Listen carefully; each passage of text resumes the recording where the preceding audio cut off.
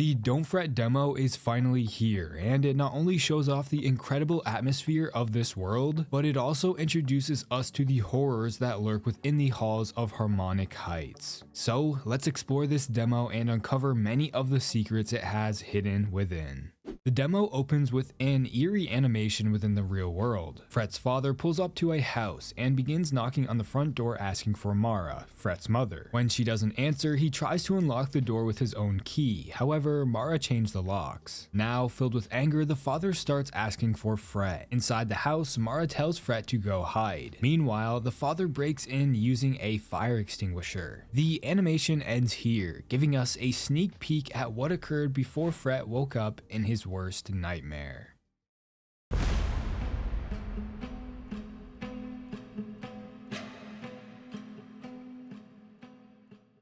Fret wakes up confused, unfamiliar with his surroundings at the moment. Little does he know, he is inside Harmonic Heights, a middle school for the top and most prestigious music students. Fret was actually a student here. If you couldn't already tell, Fret was somehow transformed into a guitar and brought into a different reality that's different from the real world. But I'll talk about this more later on. Fret begins his exploration and stumbles upon a wrinkled piece of paper with a note to Jay, this being the janitor for the school. It explains the truck Fret just arrived on was carrying a new conductor machine. It also mentions a key for the lobby that was left in the supply room, so we need to locate the key. As Fret enters the next room, he turns on the light and notices a newspaper sitting on trash bags. It's from the Harmonic Heights Weekly and headlined Harmonic Heights, a Symphony of Cries. Here we learn the school is under investigation for another missing student. This hints that Harmonic Heights might be hiding a few secrets. Fret then comes across a broken tape head machine. It's as if something escaped from it. If we turn around, this is further supported from the hole in the wall. Therefore, I think it's safe to assume this tape head monster escaped this machine and is now running loose throughout Harmonic Heights. Regardless, Fret finds a gold coin and inserts it into the conductor's machine. It comes to life, and he introduces himself as the conductor. His job is to look after the students of Harmonic Heights. However, now, his only purpose is to help Fret escape this nightmare. He continues explaining how the puppet master that's pulling all of the strings has locked Fret, the star pupil, inside the school. They are after Fret's talent and will do whatever it takes to seize it. The only escape from this place comes from the form of talent canisters, so Fret's job will be to locate them throughout the school and bring them back to the conductor. This seems fairly simple, right? I mean, how bad could it really be?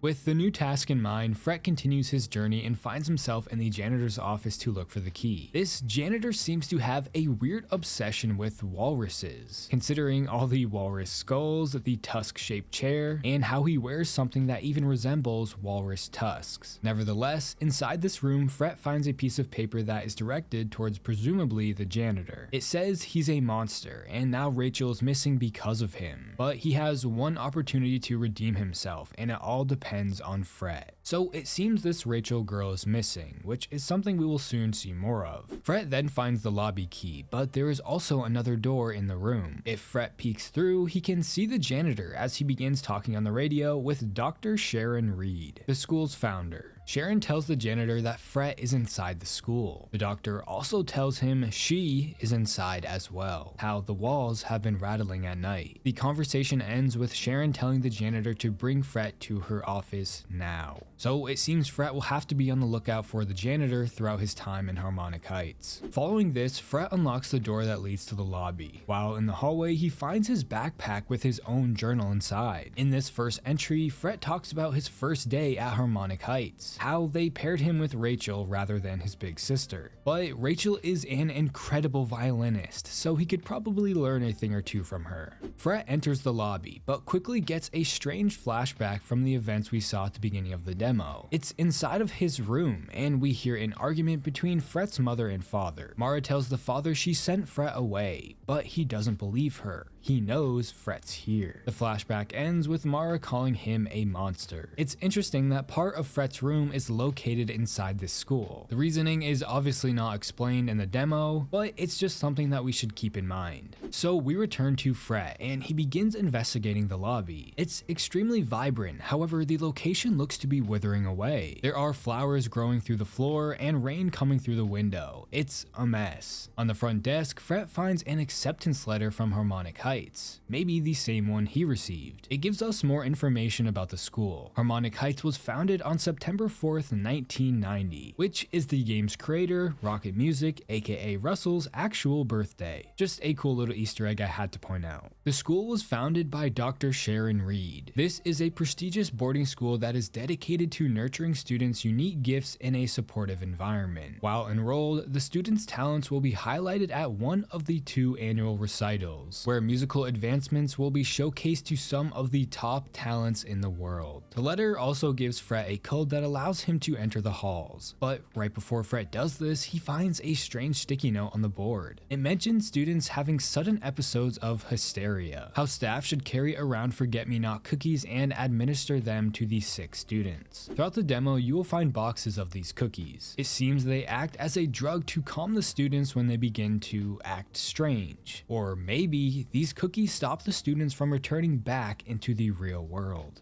So Fret enters the correct code and heads into the eerie halls of Harmonic Heights. He mentions how it looks like the school has been rotting away for years. Nonetheless, he continues in. When turning on the lights, a strange looking student jumps inside a vent. This is one of the missing students that have been transformed into these strange creatures, but we will learn more about them as the story progresses. Inside the room is a memorial or shrine for Rachel, the missing girl from earlier. There are roses and missing person posters scattered all over the walls. There's even a violin because this was her instrument. Fret finds a note on the ground and it talks about the strange student we just saw. It reads, "Either I sit here rotting away in my room or I turn into one of them." They travel through the vents. Something about the light scares them off, but in darkness, they sound violent. This could suggest that the students were turning into these things. Fret continues through the halls and finds another one of his journal entries in the locker. It mentions the incidents that keep happening. All of the other students are in a strict lockdown at night in their dorms, while Fret and his sister are able to stay at home. Following this, he comes across a boombox. However, it needs an antenna to work. Once we find the piece, we will come back to it. Until then, Fret finds a mirror, flips it over, and is horrified at what he sees. Fret has turned into a guitar.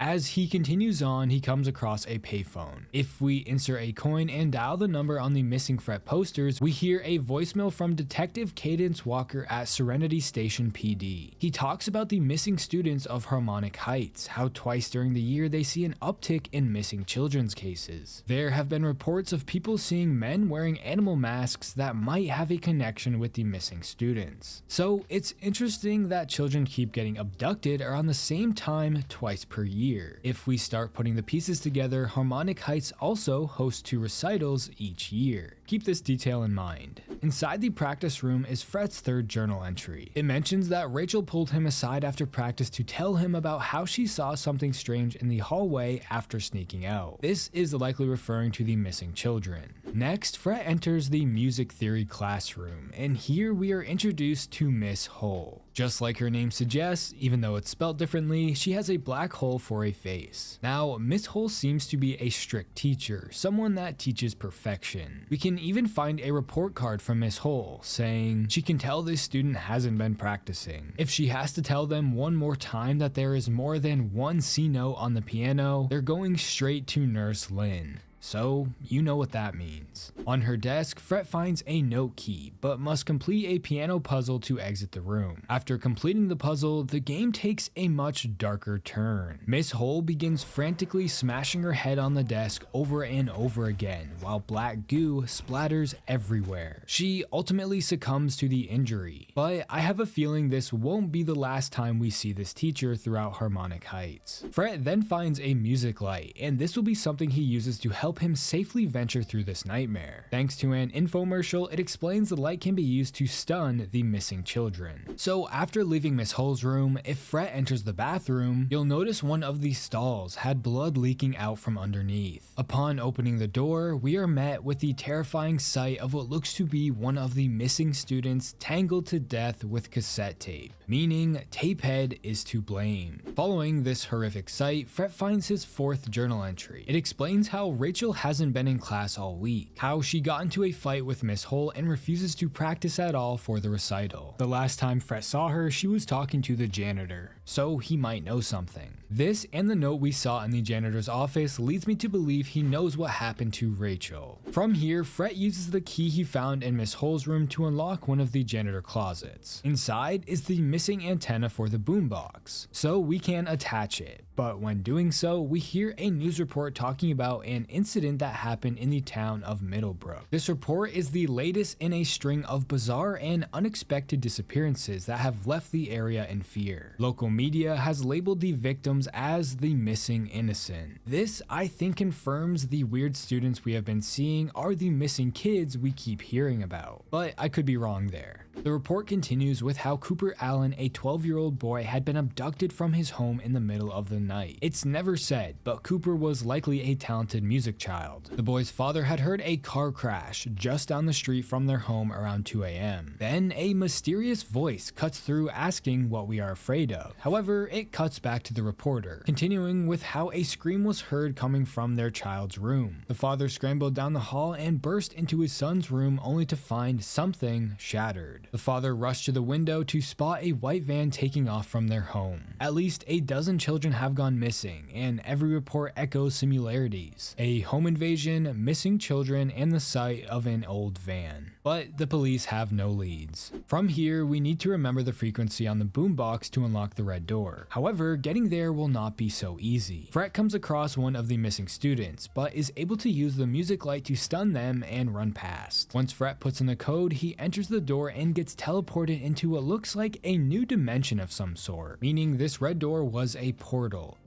to a darker version of the school. Inside this new location, the halls are falling apart and things don't seem right. There are many similarities to the other part of the school we were just in, like Rachel's shrine, the home economics sign, and all the missing person posters are now of Fret. So something is definitely not right with these red doors. Fret runs into the conductor. He apologized for not being himself here. His voice is slightly changed and he laughs maniacally, suggesting this place is turning him evil in some way. He reminds Fret about his task and tells him that Tapehead is here. So Fret cautiously continues through the dark halls as Tapehead makes their presence known. Like I said, there are similarities everywhere to the other part of the school, but guitars are hung throughout the halls, hinting at the unfortunate fate of Fret if he doesn't make it out alive. You can also see bodies covered and tied to chairs around every corner. This is definitely a darker version of Harmonic Heights. Eventually, Fret makes his way to the lobby door, Tapehead bursts out of the wall, and the demo ends here. Okay, so what's going on? Because this demo is filled with lore. But keep in mind, we don't have all of the information about everything, so what I say here could be wrong or even change. Take this as my theory, I guess. Fret was a talented music student in the real world and attended Harmonic Heights. However, this school has a dark secret. It would kidnap the top students and bring them into a new, dark reality where they were turned into the instruments they played. Harmonic Heights was doing this to somehow steal their talent for an unknown reason as of right now. Every year, they put on 2 music recitals, and around the same time, the students in the real world go missing. The forget-me-not cookies seem to act as a drug that calms the students, so maybe they prevent them from snapping back into reality, something like that. The missing creatures could be the missing students from the real world, or they're just random students turned into the missing. I'm sure all of this stuff will be explained once the full game releases. Remember, this is just a demo, so not everything is going to make sense right now. That being said, there are still a lot of things that I didn't talk about or mention, so I highly recommend playing this demo for yourself if you haven't already. Go wishlist, don't fret. This demo is just a taste of how incredible the full experience is going to be. It goes without saying, I'm super excited.